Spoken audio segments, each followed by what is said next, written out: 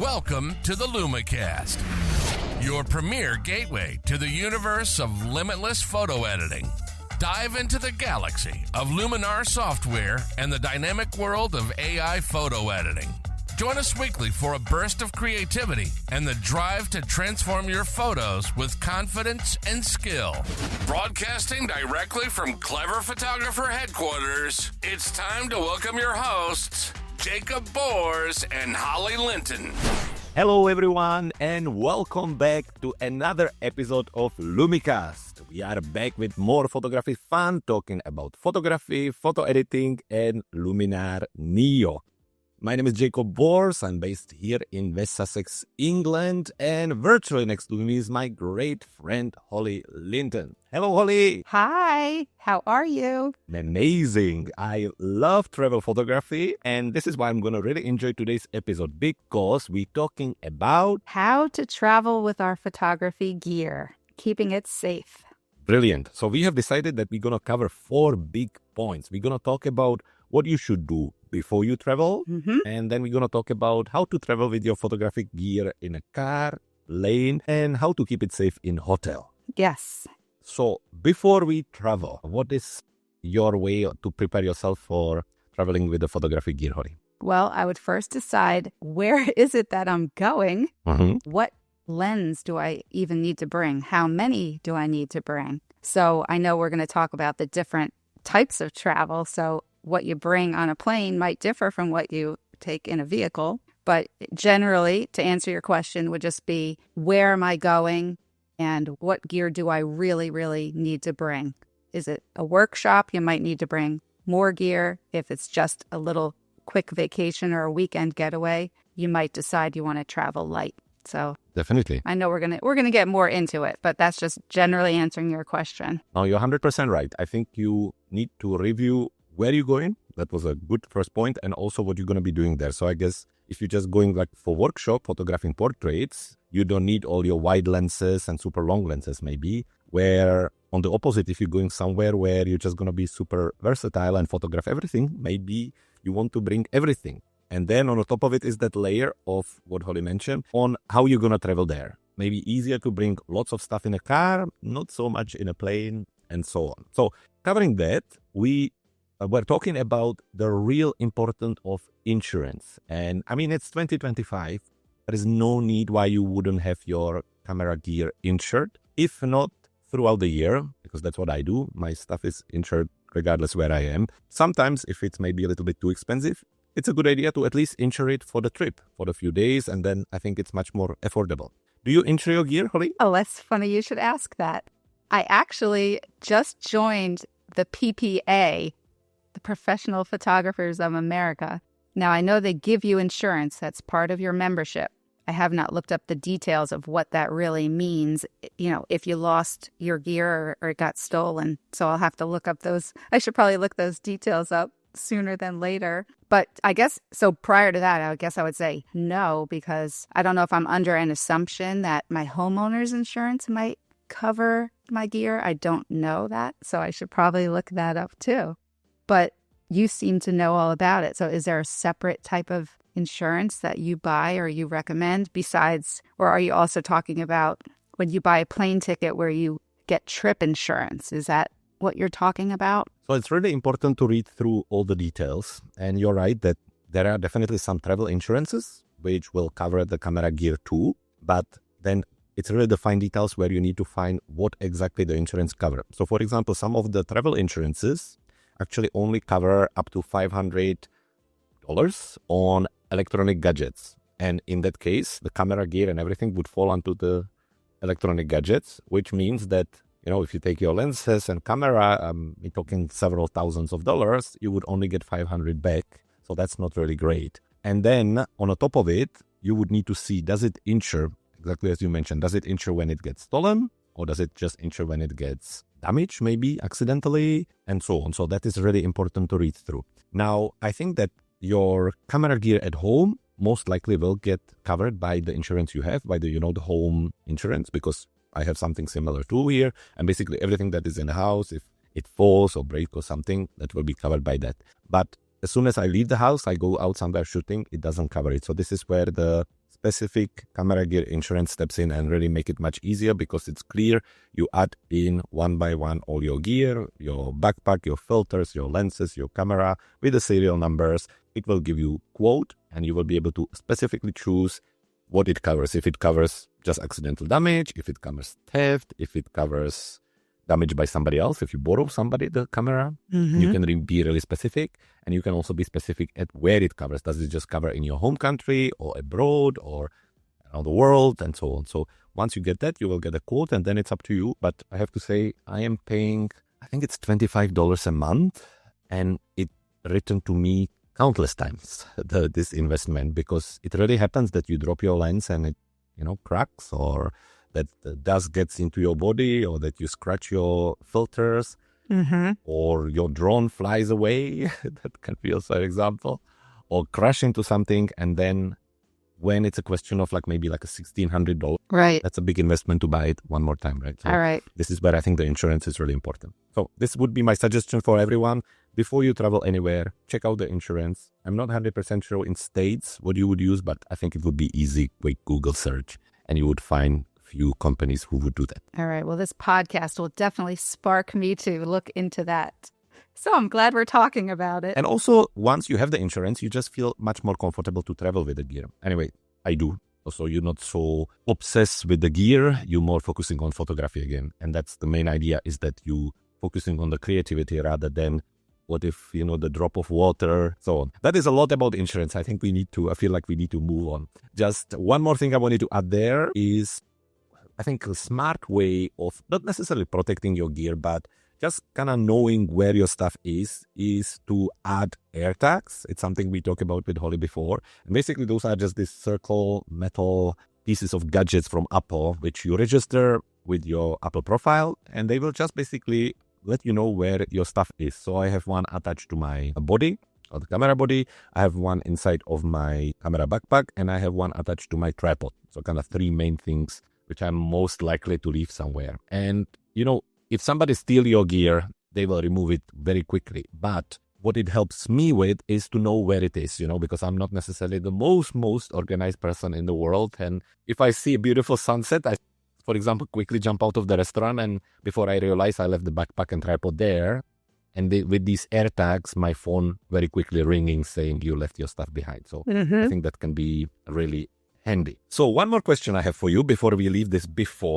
Let's say, do you take extra batteries with you when you travel, or? Yes, I take one extra battery, and I'll just bring the charger with me and just make sure that I'm recharging the batteries every night. So that was the part on what to do before, which I think, talking about the main highlight and main point for me, it is the insurance there, and obviously reviewing where you're going to be traveling and taking the gear you need. Well, that will move us to our next point, and that's traveling by car. Is your traveling with your gear mostly done by car? Mostly, because I'm afraid of flying, and I'm a homebody, but I'm trying to break out of that and explore a little bit more, because, to see beautiful things, you need to actually leave your house sometimes, right? But in the car, I'll do more of day trips is what I'm comfortable with. Driving a couple hours is no problem. If I had to drive 10 hours or something, it'll probably take me a few days to get there.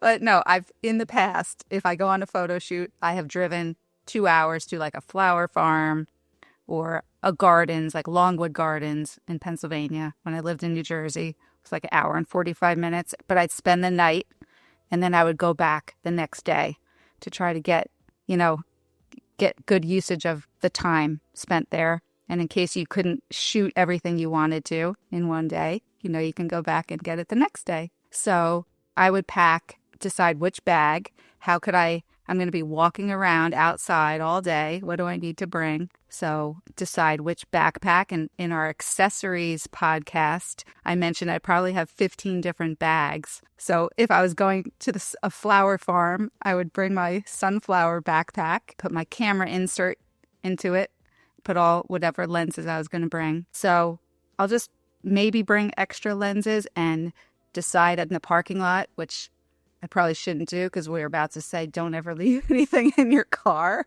But if it was just one of my cheap baby lenses for $100 and it wasn't 90 degrees out, I might leave something in my car like that if I didn't want to carry it. But pretty much that would just be my process. Just like we already said, decide what you really need. And I've even left my bag in a cooler. Like if I left the camera lens in there, I always have a cooler of water with me. So I would maybe put the entire bag inside the cooler, not with water, not with like water or anything dripping on it, but just to keep it a little bit cooler and not keep it in where the sun's beaming into the car, or park in the shade. But like we said, we don't recommend leaving your stuff in the car. But it can happen. And then I think it's important to follow a few kind of simple rules, at least to try to avoid or minimize the risk. And that's to put all your stuff at the back, not to leave it in front seat on display so people can see it. Yes. If you have a kind of shaded glasses, I guess you could leave it in the back seats, but generally in the trunk, I think that's a good spot to put your stuff. Mm-hmm. Some trunks even have this kind of compartment you can pick up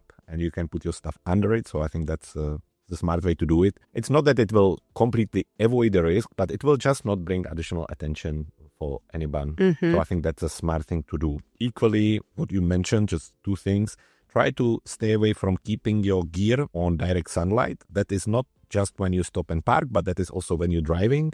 Because, like you say, you can maybe drive for several hours. And if this backpack is sitting on the sun, it can overheat and damage. And opposite to it, try to avoid placing the backpack right next to the air condition or AC, because that is just the same idea, just the other way around. If you have an AC for 4 hours blowing super cold air on it, you can't imagine that will have a great effect on your gear in it. Mm-hmm. So avoid to leave stuff in a car unless you have to, as we mentioned. Yeah. But then it's so tempting because we talked about it earlier. Car is one of those transportations where you feel like you can bring more stuff with you, right?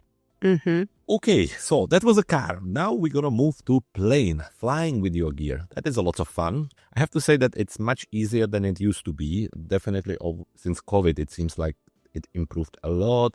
Lots of these big airports now have the scanners in the security where you can just send the whole bag through and you don't have to take everything out. Because in old days, you were not allowed to travel with your tripod. It had to be checked in for safety reasons. And then also all your equipment like camera and batteries and power banks and hard drives, everything had to come out of the backpack. So it takes forever to take it out. Then it goes through and then it takes forever to put it back in again. And it's just not great again. So anyway, this is all gone. So plane, you had a good point. How do you pack your camera gear? Never check it in because it'll be rattling around. Also, sometimes if you're like the last one on the plane, they might check your bag in because there's no more room in the overhead storage compartments. So don't be that person that's got the worst ticket and you have no status on your airline.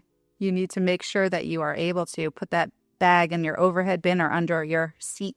So keep that in mind. Definitely. Either way, I think the key is to be there earlier. So because some of the smaller planes maybe don't actually have a zones. But if you are like the really last person coming on board, there actually really physically isn't a space to put your luggage in. So this is what you're trying to avoid. And to that point, I think to keep all your gear organized and around you and be kind of vigilant, I don't think it's a great idea to be late and stressed anyway. I think it's good to be there nice and early so you can get through the security. You're constantly aware where your stuff is and you don't end up like in Home Alone, like the easiest thing is when you feel like you're late, then you leave stuff behind. And I think for the flying, it's really important, especially when you're flying with the gear and expensive stuff, is to be there nice and early, be organized, and be relaxed. I left most of my stuff behind when I was rushed. That's what I'm trying to say. So just try to avoid that. Together with what you say, if you're going to be late, the chances are that they will want to check in your carry-on with your camera gear in it. Now, I told Holly that I have 2 experiences on how you can try to avoid it if that's the case, if the staff will ask you to check in your luggage. One of them is, we talked about batteries earlier, and my backpack generally will have 6 or 7 batteries in. There will probably be a power bank, there will maybe be laptop in it as well, and there will be several batteries for my cameras. So you can tell the staff that you cannot check it in because there are batteries in it, and you actually can check in batteries. And the second one is from my friend, and I saw him using it and it worked. You can basically just explain the stuff, how much value is in your backpack. And I mean, if you're really traveling with everything, that could be several thousands of dollars. And quite often they don't want to take the responsibility over it because there is a reason why you didn't check this equipment. And if you will, again, there's a chance that it will go missing. And at the same time, there's a massive chance that it will get damaged because they just throw these things around like no tomorrow. So yeah, those are some ideas there. I wonder if we had anything else. I think that's it for the plane. Did you have anything else to add for the plane? Well, I guess in the case of someone who's hosting a workshop, I'm thinking about a few portrait workshops that I did, and the guy that led those would always have probably 5 giant black rolling bags to bring to the workshop. So I think probably having a helper for some people would be a good thing. It must be hard to manage. Obviously, if you do it for a living, you get used to it and you have a rhythm and routine of how to get all that stuff on the plane. But as just a regular enthusiast traveling around, it's not as complicated, really. So just keeping your stuff safe and even just... Now, I have a question, though. What do you think about deciding what lenses to bring? I've heard this on a different podcast. Should you bring the best lens? Is it dumb if you bring sort of your smaller, crappier lens because you don't feel like bringing your good one? Or would you say, well, if you're insured, you should just go ahead. If you're going on safari, bring that 600 millimeter lens because you're not going to get anywhere with your 100 millimeter lens on it? Or should people just use what you have? Don't skimp and bring the dinkiest of your lenses out there. You know what I'm saying? Yeah, definitely. No, I understand the point. And I understand the point of some people. Some people are ultra protective over their gear. They don't even want to let it go out of their hands. When they're showing you the picture, they don't let you actually hold it. They just show you, which I think is a little bit extreme for my liking. Like if we are shooting next to each other and I want to show you a picture, I will give you the camera to have a look. I don't need to hold it. So if you drop it, then it's like a problem. I think this is extreme. And at the same time, I think like not taking your best lens because you worry that either it's going to go missing or it's going to get damaged. I think it's a shame as well because, to me, it just doesn't make sense because, you go into photograph, you want to photograph it in the best condition. But I understand the idea. What I have to say really helped me is, first, I was working with, earlier in my career, I worked with some photographers who did lots of adventure photography and really dramatic landscape photography as well. So when I was next to them, there was a rain, snow, no problem. The camera is out, you're taking pictures because the camera is seen as a gear or kit, which is there to take the pictures and is there to be used and so on, compared to this contrast where people just kind of wrapping it in things, and as soon as there is a little bit of rain, they don't take the camera out and they handling it with the gloves. And I just think that lots of that takes away, again, the creativity, it takes away the focus. If you worry so much about your gear, then you will just not focus. So I think that's a shame. So in my opinion, get the insurance, insure yourself for like the full insurance with theft, damage, and so on, and then go out there and be creative with your best gear because that's what it's for. Yeah. What do you think? Well, like when we went to Alaska, I knew we were going to go whale watching. I was like, well, do I feel like bringing my 600 millimeter lens? If I bring that, yes, I'll get a better shot of a whale. But I also had a multi-purpose lens that's 28 to 300 millimeter. And I wanted wide angle so that I could get the landscape in. And then I was figuring out, okay, how many whale pictures am I going to take versus a landscape? So I just brought that one lens because I wanted to travel light. And I don't regret it. I still have some whale pictures, but I feel like it was more important to have wide angle options. I did bring probably a lens baby or two. Of course you did. Of course. I have a friend, his name is Rene, and we run these workshops together. And I am okay. I will take more gear than I have to, but don't go crazy. Our second friend, Hannes, he takes nothing. He is just lazy in a very sweet way, like if he could travel with just one lens, that would be perfect. But Rene, he takes everything. And his backpack is the size of wardrobe and it weighs like a ton. Sometimes when you help your friend to take the bag out of the car, to maybe I cannot carry the thing, I cannot carry it for a meter because it's so heavy. But I tell you one thing, when we get to a spot and let's say there are like wild birds at the back, he can pull up a lens and take incredible pictures and at the same time get another lens where he can go wild, wide. And then he has a drone inside as well. So of course he can very quickly fly drone and 2 tripods. So he can set up 2 camera bodies and photograph 2 things at the same time. He more likely, or most of the time, he ends up with incredible pictures. So there is something about just bringing the gear with you. I have experience with both sides. Yeah, some people have 2 camera bodies. Yeah, with one lens already ready to go on the other one. I don't want to do that. But yeah, it's swapping out. I can't imagine being on a boat taking a picture of a whale with a 600 millimeter lens. But if your friend is good at it, then that's one thing. But it's just not something I would want to do.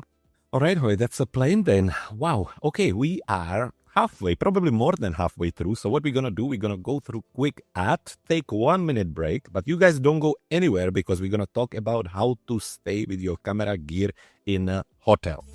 If you're listening to the LumiCast podcast, then we share something in common. We love editing photos, and we love Luminar. It's almost breathtaking what this amazing tech can do for you. On our website, you'll find countless different things to help you be more creative than you ever thought imaginable. From our photo manipulation masterclass to our power bundle with 986 elements, our essential preset bundle, editing software and extensions to our tutorials. Harness the power at the website at www.cleverphotographer.com/Luminar. Again, that's cleverphotographer.com/Luminar. Now, back to LumiCast. And we are back for the second part where we're going to be talking about how to keep your gear safe when you're staying in a hotel room. Holly, what you got for us? Well, like I said earlier, don't leave anything in your car.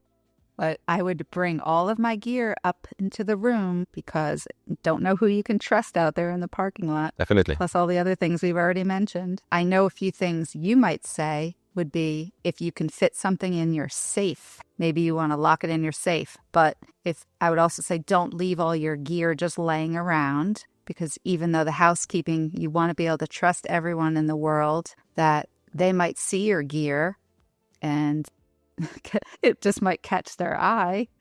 You kind of don't want to, it'd be like leaving jewelry all around. You just don't want to do that. So if you leave the room, but you're not bringing the gear with you, then I would probably keep it locked in your suitcase. Keep your locked suitcase in the closet. Definitely. I know you would say know what inventory you have, because if you do bring too much stuff, you might not realize if something was missing right away. Definitely. I think there is an advantage of packing your stuff always the same way. Now, difficult if you're using different backpacks for every trip or bags.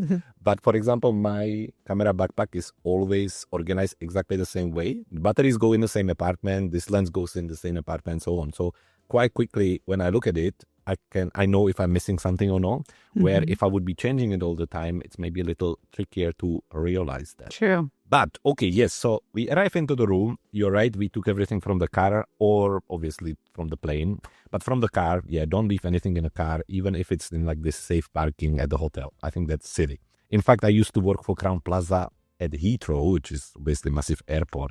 And the amount of cars that got, robbed in? No, how do you say that? Yeah. They got broken into, it was unbelievable. It was pretty much every night. So even if there is a safe parking by the hotel, don't trust it.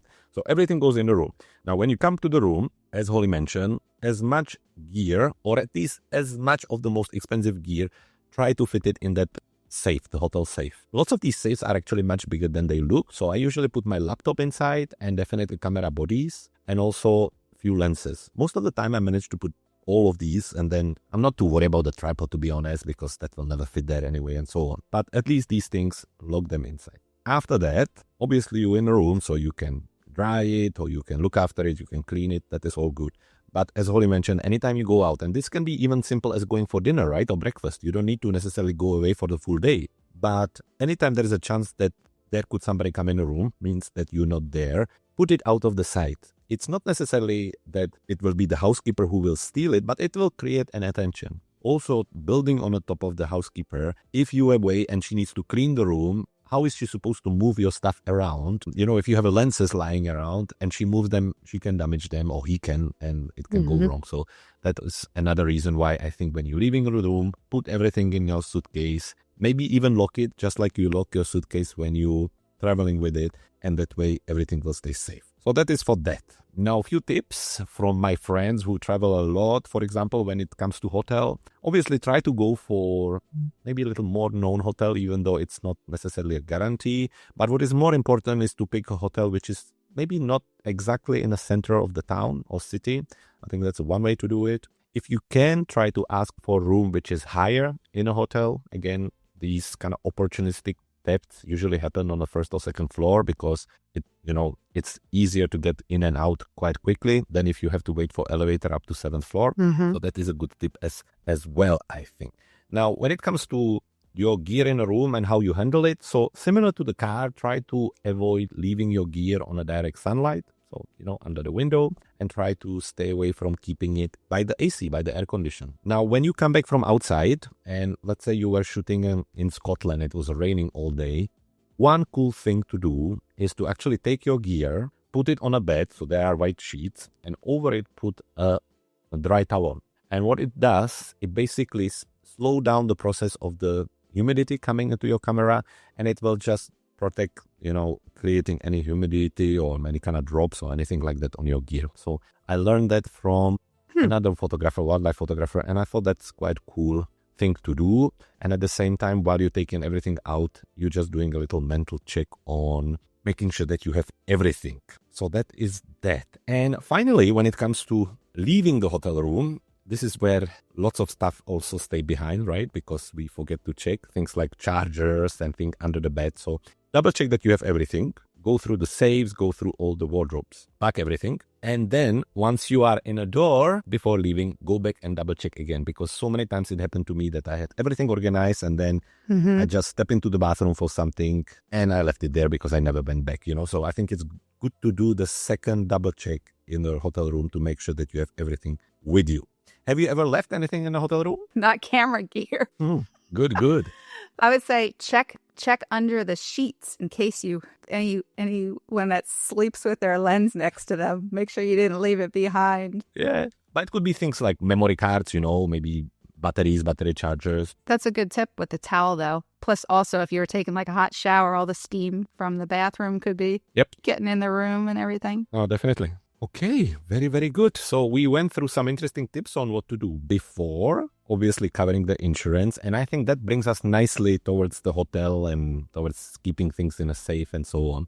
If your gear really go missing and you are insured, this is where I think it's really important to have your insurance details on hand. So have it saved in a mobile phone. And as I mentioned at the beginning, it's really important to note down all your serial numbers and all your camera gear details, things like brands and a specific type of kit. So, you have maybe different kind of backpacks and different filters and have it all saved somewhere online. So if there is need for it, you can very quickly access it and share it with the insurance company. But as I mentioned, lots of insurance companies actually, as a part of their onboarding process, you need to enter these details anyway. So you should be saved there anyway. So that really brings us back nicely to the fact that if you are insured, lots of these things we mentioned today will be still equally important, but it will not stress you as much as they should if you're not. Okay, Holly, did you learn something new today? I did. I need to look up what my insurance covers. And I had started a spreadsheet of my camera inventory many years ago. And then I think I had switched computers or something. And then I started a new spreadsheet that was called Add These to the Original Spreadsheet. And I never added them. And now I don't know where that original spreadsheet is. I have to find it. I think it's on a different external drive. So this has reminded me I need to update my camera inventory. That's a great idea. I think the serial number and stuff and the pricing and everything is on there. So just a matter of organizing your paperwork. Every time you get a new piece of gear, you should really log it from the beginning so that you stay current. Definitely. Okay, folks, that's it for today. Thank you very much for joining us. It was great. We're looking forward to the next episode, which will be next Friday again. For today, thank you. Have a great weekend. Holly, thank you. Thank you, and happy travels, everyone. Yeah, see you soon. And that's a wrap. Now, there's only 3 things left to do. Subscribe to this podcast so you never miss a future episode. Visit our website at cleverphotographer.com/LumiCast to see what we have in store next. And stay creative and keep editing your photos no matter what anyone says.